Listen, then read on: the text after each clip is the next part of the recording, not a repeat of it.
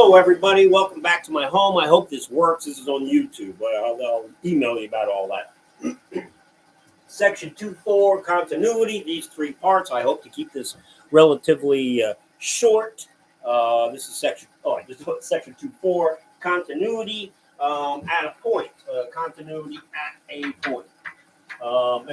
Eventually, we're going to talk about functions being continuous everywhere, and that's what we'll get to toward the end. But we just start with continuity at a point, and there's three conditions for a function to be continuous at any given point. A conditions. Three conditions. First, it has to be f at a has to be defined. It's defined. F at a is defined. And here's an example when it's not. Something like that. That's what's called a removable discontinuity. But if this is A right here, hey, the limit, it's not defined because it's not there too. F at A is not defined. The limit has to exist. Limit as x approaches A of f at x exists. And here's an example where it doesn't. It's called the jump discontinuity. And then from here to there, it looks like so. Something like that. And where this would be A. That limit doesn't exist because if you come from the right, it's down here. If you come to the left, it's up there. Three. Come on. Where? Three. Oh. I just go right to an example. The limit. Oh, this is it. I know. The limit as x goes to A of f at x has to be f at A. Okay, got that one. And I want to talk about the third. I'm going to use an example. Here's an example first, discontinuity. Here's an example of the second where it's discontinuous. And the third, check this out.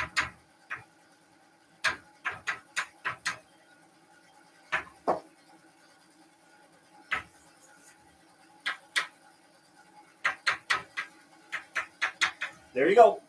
Is that continuous? That's the question. Remember this? We've talked about that quite a bit. And the limit, well, here we go. Is it continuous? These three conditions. Is it defined? Is f at 0 defined? Yep. Right there. F at 0 is 1. So it's defined. 2. Does the limit exist? Limit of f at x exist? Yep, absolutely. We've shown it as x goes to a. We've shown it does exist. First, second limit. And we've actually shown the limit of sine x over x is 1. We even proved that using this squeeze theorem. And then 3. The limit as x goes to 0 of f at x. The limit as x goes to 0 of f at x equals the limit of sine x. And we have this is the limit of sine x over x equals 1. Boom. This is continuous at x equals 0. By the way, it's continuous everywhere. It's continuous everywhere. Let me just draw a picture here. Then I'm going to erase the board over here. Remember the first thing, it looks something like that. There's a hole there. And it comes down, something like that. I forget that. But what we just did by creating this function, we filled in that hole. So it's continuous. Okay, erase over here. Trying to go quickly. Oh, I used to wear a microphone. So that this isn't that. All polynomials, a couple things. All polynomials, continuous everywhere. All rationals, continuous everywhere. Everywhere in the domain. And just a quick example of that. Something like so. the domain here is all reals except x can't be 5. So this is continuous everywhere. It's rational function except that x is 5. Removable types of discontinuities.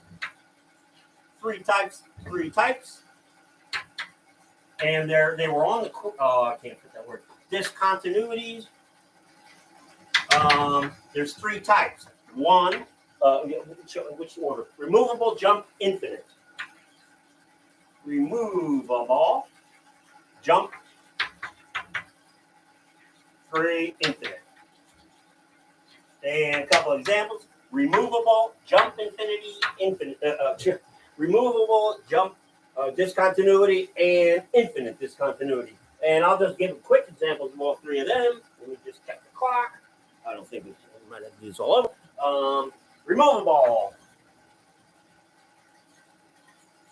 comes when you can factor the denominator. Example, x squared minus 2x over x minus 2. X squared minus 2x over x minus 2 is x minus 2 times x over x minus 2. Boom, there you go. So this function is actually like y equals x. 1, 2, except there's a hole right there. That's called the removable discontinuity.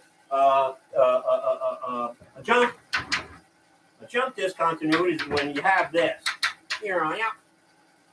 And say anything you want in there, unless you particularly, well, just a graph. You'd have one of these where here's a graph. The function on this side goes to here, and then starts here and goes, somewhere.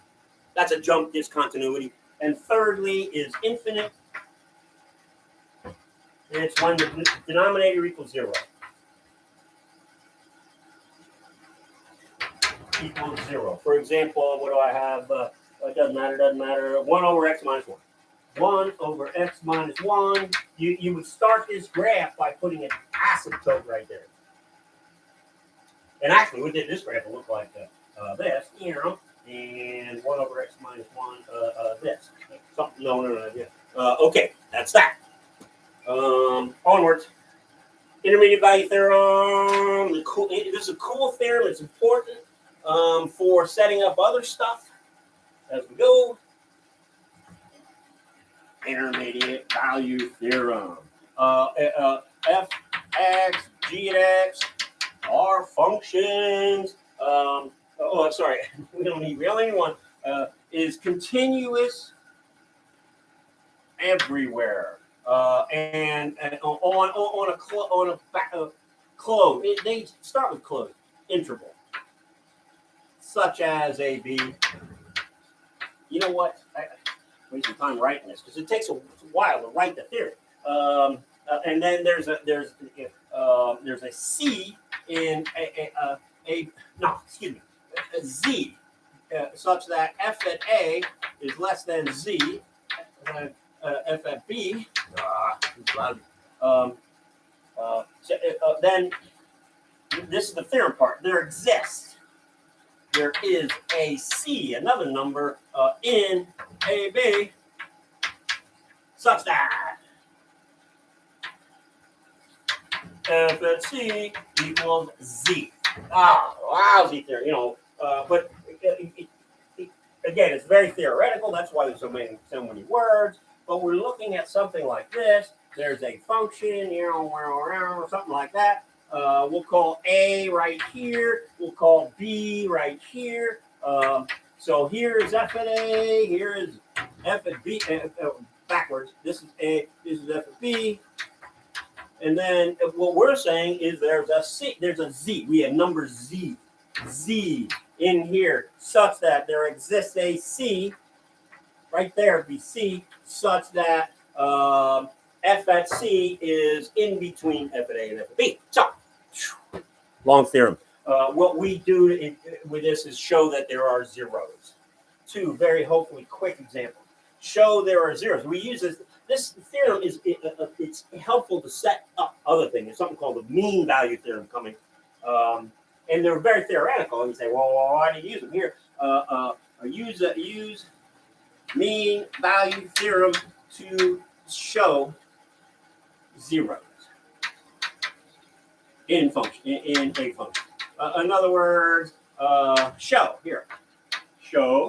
that there is a zero.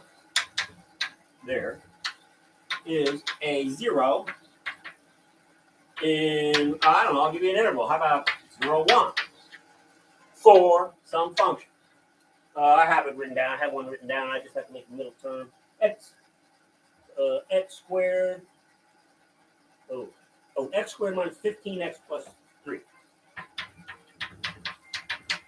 Here we go. F at 0 is 3.